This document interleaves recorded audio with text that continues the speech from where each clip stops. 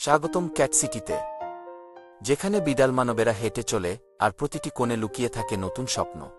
এই শহরেই ছিল এক বিড়াল কিশোর।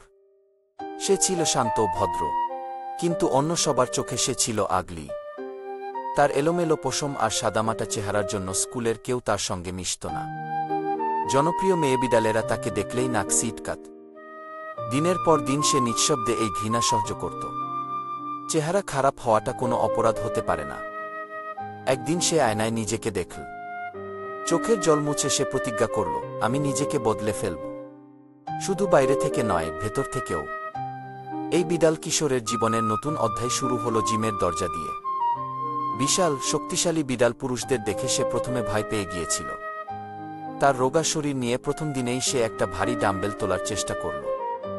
পারল না। সবাই হেসেছিল, কিন্তু সে হার মানেনি।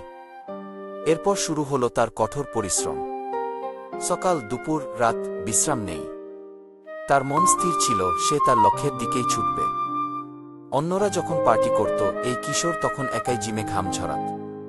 তার শরীর ব্যথা করত, কিন্তু তার আত্মবিশ্বাস বাড়ছিল। দেখতে দেখতে কেটে গেল 6 মাস। কঠোর পরিশ্রমের ফল এখন স্পষ্ট। বিড়াল কিশোরের শরীর এখন সুঠাম, তার পশম ঝলমলে। সবচেয়ে বড় পরিবর্তন এসেছিল তার চোখে। সেই ভীত, বিষণ্ণ দৃষ্টি এখন তীক্ষ্ণ ও আত্মবিশ্বাসী। সে এখন আর নিজেকে আগলি মনে করে না। সে তার পুরনো ঢিলেঢালা পোশাক ফেলে দিয়েছিল। নতুন স্টাইলিশ স্পোর্টস সোজার তার আত্মবিশ্বাসকে আরও বাড়িয়ে তুলেছিল। নতুন এই কিশোরকে দেখে স্কুলের পুরনো বন্ধুরা চিনতেই পারছিল না। সবাই তার দিকে মুগ্ধ চোখে তাকাচ্ছিল। খুব দ্রুতই তার জিমের ছবি এবং নতুন লুক সোশ্যাল মিডিয়ায় ভাইরাল হল। সে রাতারাতি স্কুলের সুপারস্টার হয়ে গেল। সবাই তার রূপান্তর নিয়ে কথা বলছিল। কিন্তু সে জানত, এই পরিবর্তন তার চেহারা নয়, এটি তার কঠোর পরিশ্রম ও আত্মবিশ্বাসের জয়।